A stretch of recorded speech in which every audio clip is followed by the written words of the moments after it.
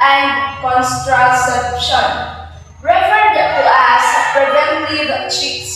Malthus believed that these forces inevitably keep population unbalanced with economic growth. So, according to Malthus Thomas, according to Thomas Malthus, my bad, this is Thomas Malthus. He said that when the population grows faster than the economy, wages decline and living conditions worsen. So, yes, from Population explosion. World's population growth did not follow Malthus' prediction because mortality did not increase.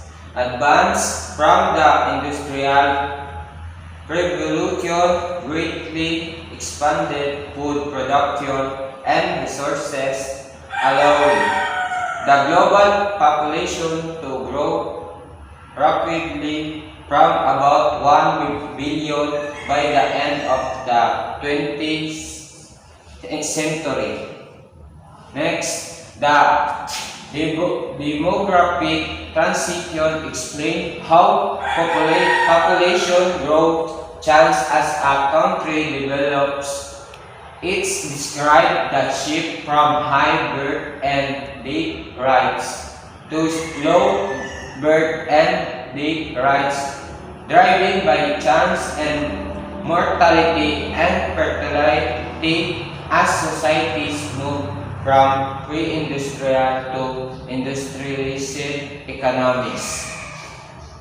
1. Stage 1 pre-industrial society, high and unstable birth and death rates, population growth rates, slow importance of children, low life expectancy.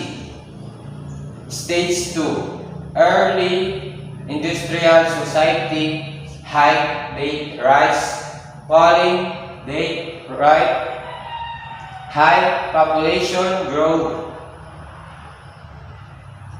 Third, stage 3 large industrial society, low death rate, falling birth rate, high population growth. Stage 4 industrial society, low birth and death rates, low population and growth.